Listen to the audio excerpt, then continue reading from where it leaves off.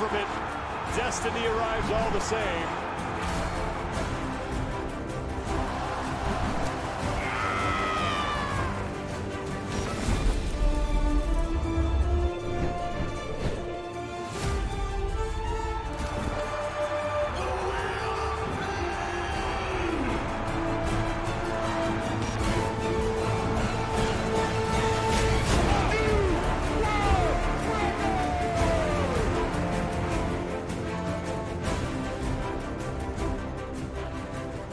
Welcome to the Rogue Iron Game from the 2020 Reebok CrossFit Games. It is the third and final day of competition where history is being made and the idea of fittest on earth is being reimagined. We're ready to witness it all with you from our home away from home this weekend, our spacious and socially distanced set inside CrossFit Brethren here in Morgan Hill. I'm Sam Farber. It is a pleasure and a privilege to have all of you here with us, as well as our wonderful analyst, four-time CrossFit Games competitor, Annie Sakamoto, and a man who, if it's CrossFit, he's done it, Pat Sherwood.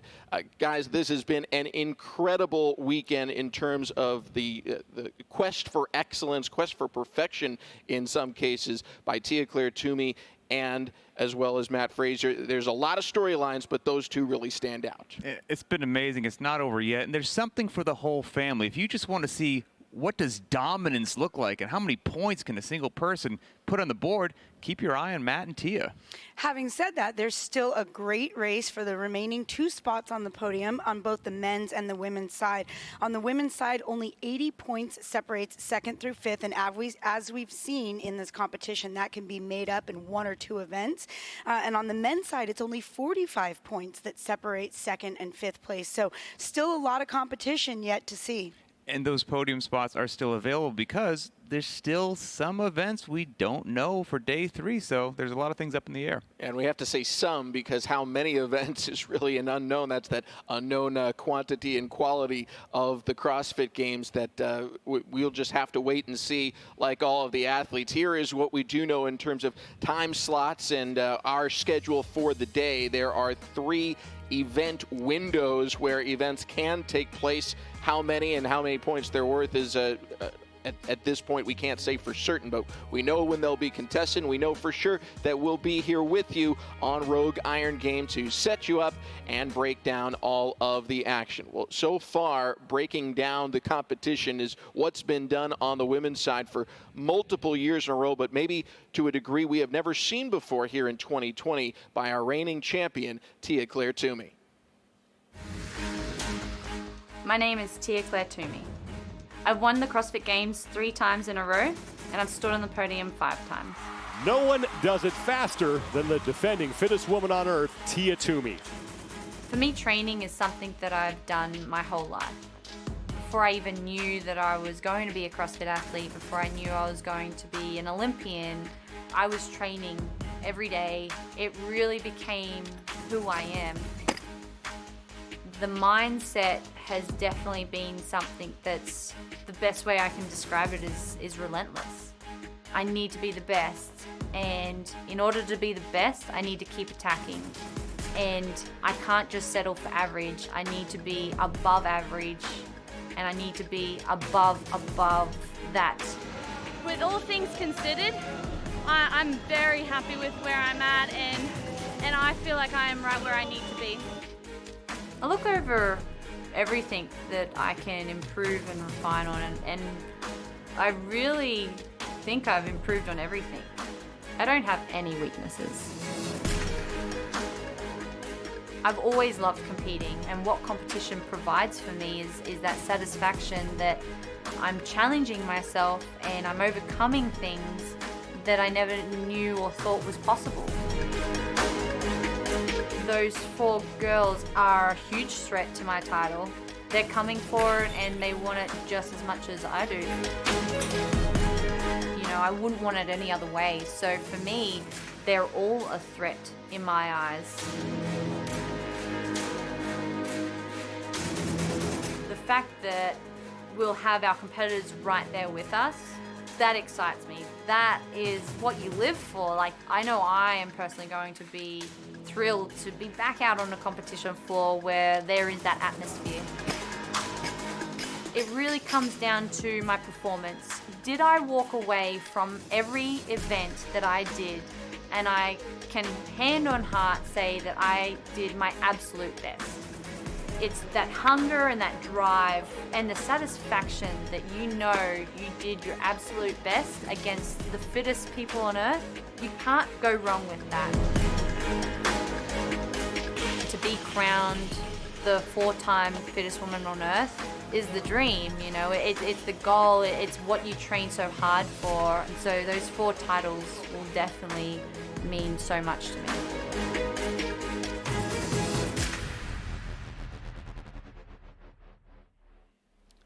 Tia-Clair Toomey just continues to break records. Last year, it was for the greatest percentage of points possible all time.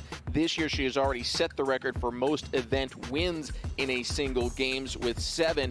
And mathematically, it is possible, based off how many events we are told are left at this point. There could always be more for her to not win, but I mean, mathematically and realistically are 2 very different things.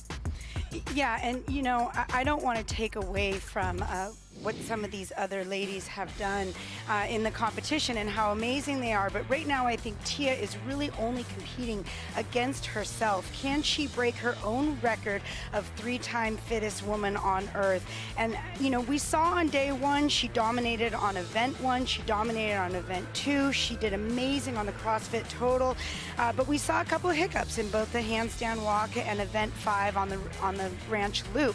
What does she do? She comes back on day 2 and absolutely dominates the competition by winning all 4 events yesterday. She had no misses on the snatch, speed triple, on the bike repeater. She had the cleanest transitions, an event that really that mattered considering there was 10 rounds.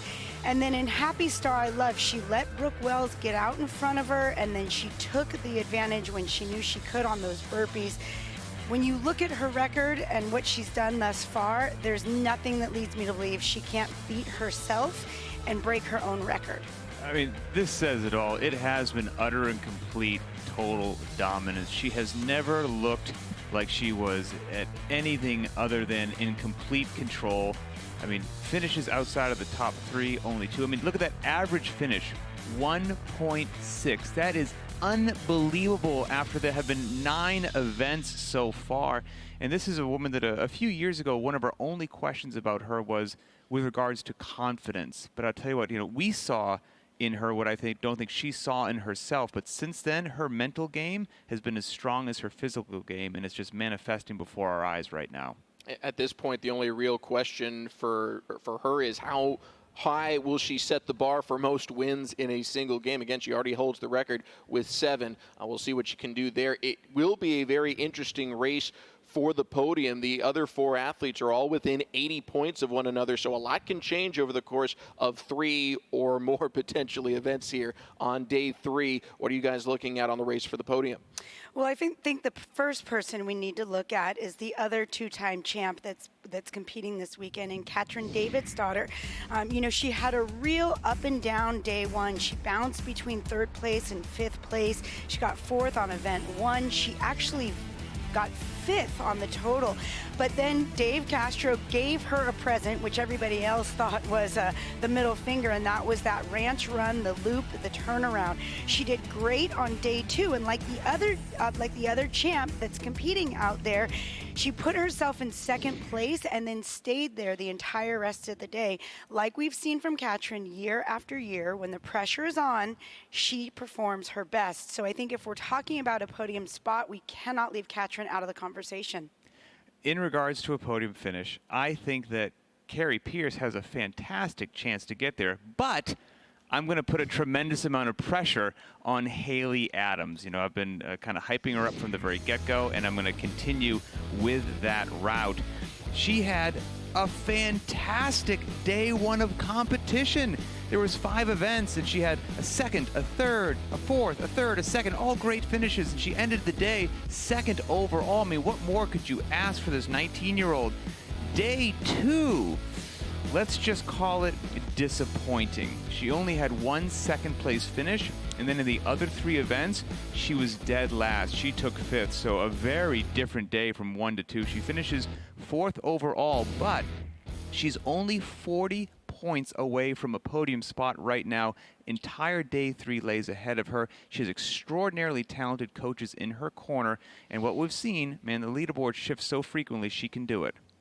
Will be a very, very interesting race for the podium here on day 3 on the women's side. Similar storylines for the men as we enter day 3 with a dominant front runner on a level that we really have not seen before in competition, and then a very interesting race for the rest of the podium spots. Look at Matt Fraser, the record previously for most points percentage-wise out of what's possible last year was set by Tia-Clair Toomey, just short of 90%. Matt Fraser has won every event except one, and he was second in it. You see his lead, 435 points on Jeffrey Adler. It's a tight grouping for 2nd through 5th, but he has just demolished the competition. Maybe, you know, the only thing left for him to try and do in the future is a perfect games, but he's close to one so far. Matt Fraser is putting on an absolute clinic. It's bordering on ridiculous. His physical feats are clearly through the roof, but I'm so impressed with him mentally. I mean, he is the athlete that literally every competitive CrossFit male on the planet is gunning for. Everyone trains to beat him, and no one is even close. One of the best Matt Fraser lines that I enjoy that we're seeing play out is, he's not winning so dominantly right now because of anything he did in the last week. It's what he did the last year, the last 2 years, the last 3 years. He said same deal when he was in school. He would study so hard for the test that the test was easy when it was time to take it. And when we look at his stats just from this weekend, he has held the event lead on all, worn the white jersey, in other words, on all 9 events. His average, or his event wins are 8, which means the only place that he didn't get besides first was second by 7 pounds. He has no finishes outside of the top 3. And here's the most interesting thing, statistic for me. He now leads by 435 points over Jeffrey Adler. Jeffrey Adler has 440 points. That means he leads by only 5 points less than Adler's total points. So at this point, Matt Fraser could take a bye on what we think are just 3 remaining events, and assuming that they're all scored the same way that they've been thus far, he would still win the CrossFit Games by over 100 points. Yeah, about the only thing he doesn't have control over is whether he doubles up the rest of the competition, just the way the point structure works. You know, he doesn't get 150 points for beating everyone else so badly in one event. Kind of depends on how everyone else slots in there on each individual event, but it is overwhelmingly impressive what he has done. It will be a very interesting and competitive race for the remainder of the podium spots. Less than 50 points separate 2nd to 5th place. Who are the athletes you are watching here on that race for the podium? I can't believe that I'm saying this, but I'm watching Jeff Adler. I was vocal coming into the competition. I'm sorry, but I thought Adler was going to finish last. I thought he was going to take 5th place overall, and even though he was top 5 worldwide in the Open, which is incredible, every interview that I saw with him, I got the sense and the feeling that he did not believe in himself. And at this level of competition, as much as your physical attributes come into play, you have to have confidence and believe that you can be there. And I didn't see that, but I was wrong. He is competing ferociously, and I want to see him keep doing that. Well, and for me, it's Medeiros. I just love this kid. He's already been dubbed Rookie of the Year, which is a great accomplishment. And at minimum, he is the 5th fittest man. So looking at those 2 stats, this gentleman has absolutely nothing to lose. And I think that that's exactly how he is competing this weekend. And that's what I love about him. You know, the only way to see what you're truly capable of is just by going and pushing beyond what you think you are capable of. And that's exactly what Justin Medeiros has been doing this weekend. He's been trying to go toe-to-toe with Matt Fraser, and I absolutely love it. And I think, you know, for him, again, he has nothing to lose and everything to gain. And so I think he stands a great chance to be up on that podium at this point. Well, in the last few minutes, we've gotten some details on some of the events later on today, so we'll get into those for you in a little bit. But one thing we've loved to have all throughout the weekend are special guests here on Rogue Iron Game. We're about to talk to one here in a mere matter of moments. He's one of the world's strongest men, Tom Stoltman. Tom Stoltman here in this Rogue record breaker. Wow, right off the ground. 6:02. Oh, my goodness.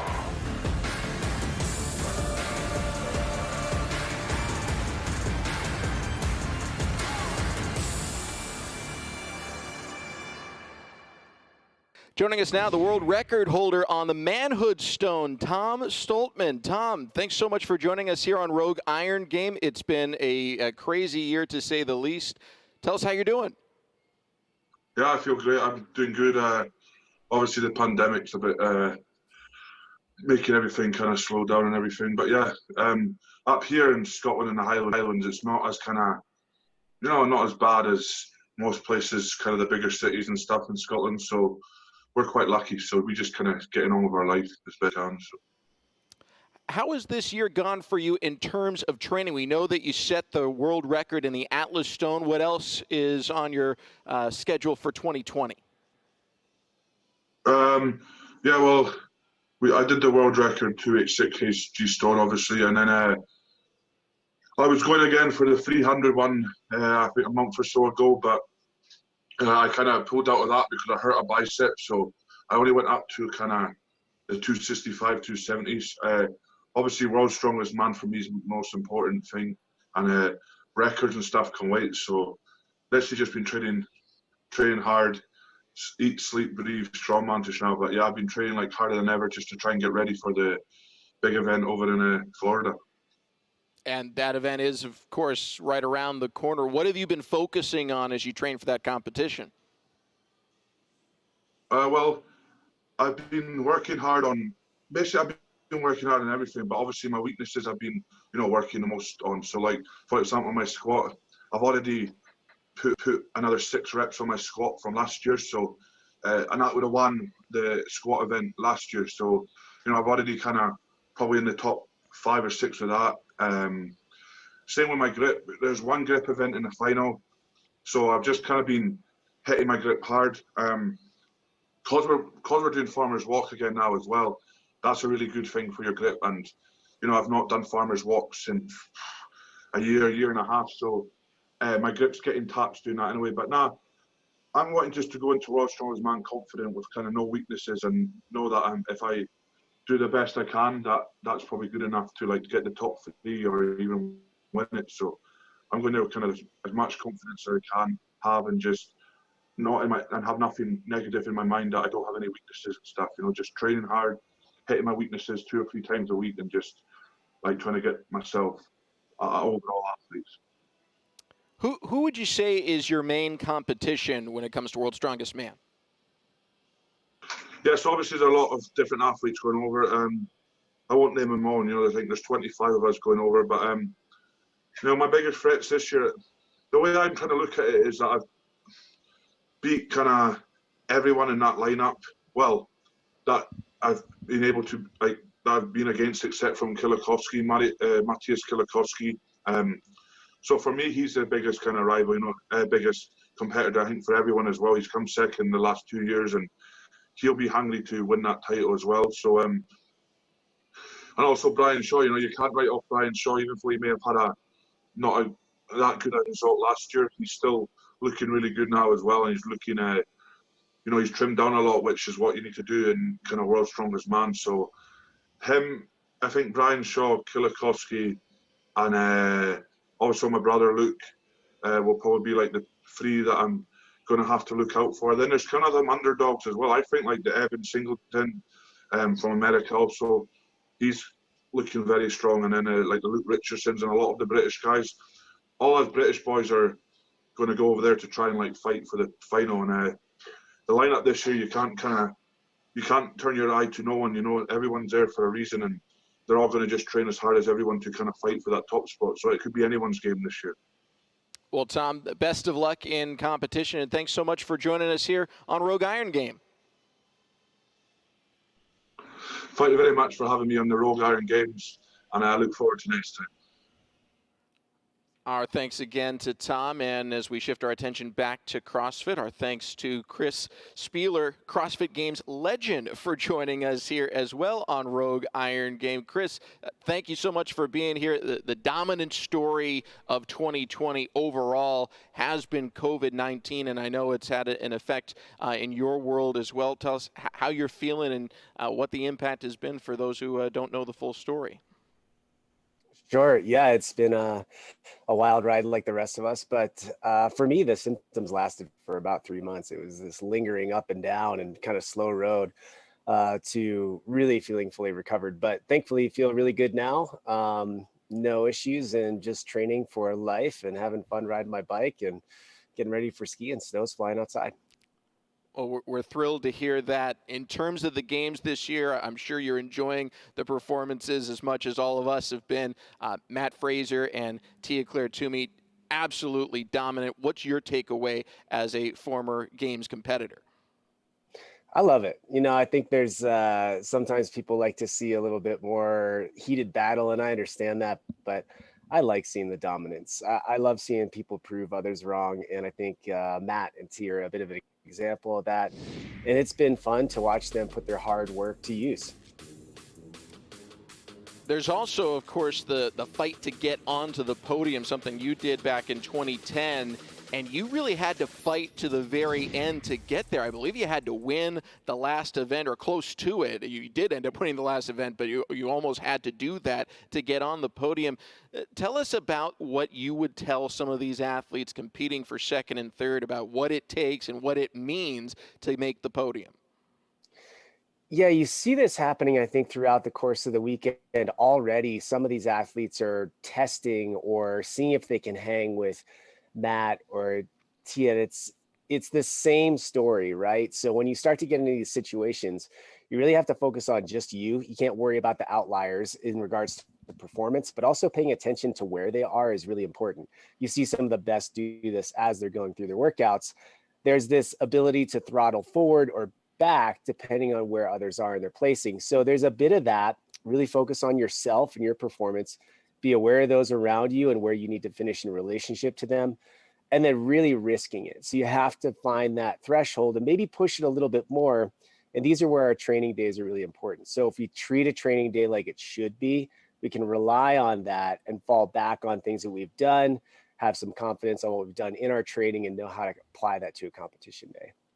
Well, Chris, we're going to bring Pat and Annie in here, and I know that they would love to ask you some questions, but we have some somewhat breaking news now here as we have more details on what is ahead of our competitors here on day 3 of the 2020 Reebok CrossFit Games. The list of known events has grown slightly in terms of our knowledge. We know event 10 is going to be swim and stuff, 4 rounds each for time, the air bike, swim, GHD sit-ups, and ball slams. The order you do them in changes, whether it's an odd or even round, and you start a new round every 4 minutes. This is going to be grueling. Then there's the sprint, sled, sprint, and an event we don't know details of other than the name, Atalanta. It's a wonderful name.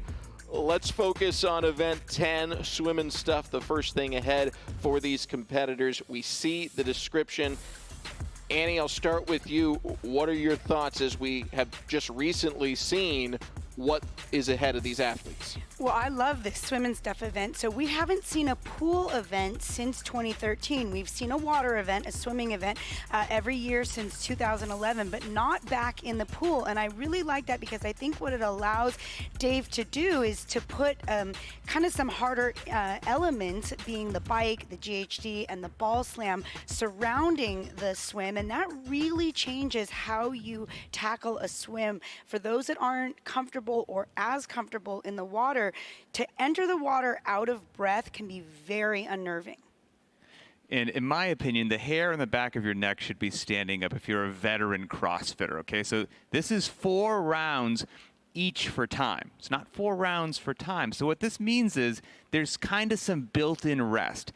Any workout, if you've been around CrossFit for a while that has built-in rest, it's a trap. This is a trap. You have to slam the accelerator down to the ground on this, recover for a little bit, and do it again. This one, if it looks innocent on paper, it will not be innocent in execution. Chris, in your CrossFit history, have you done an event like this before? And maybe if you were the coach for one of these athletes, what would you be telling them leading into it? So the swimming events I did, kind of interesting, sort of like Eddie and Pat are saying, they were often either bookended where we started or finished or had them on either side of the workout. This is trickier. So like Annie said, and Pat, it's a trap. So when you start to look at these workouts where you've got these short interval bursts, and now you're talking about a 50-meter swim, there is an element, I think, to athletes getting in the water where there's some panic. So I think on the front end of each workout, there's going to be a tiny bit of pacing so that they can get into the water confidently. And then it's just a no holds barred to finish each round. Chris, we really appreciate you joining us here and lending your insight. And once again, we're really glad to hear that you're feeling better, fitter after your bout with COVID there earlier on this year. My pleasure. Thanks for having me.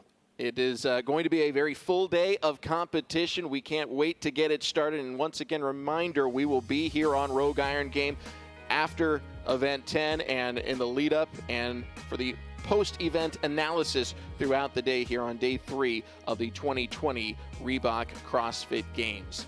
That's going to do it for this edition of Rogue Iron Game. For Pat Sherwood and Annie Sakamoto, I'm Sam Farber saying thanks for watching. Time to get you out for the competition on day 3.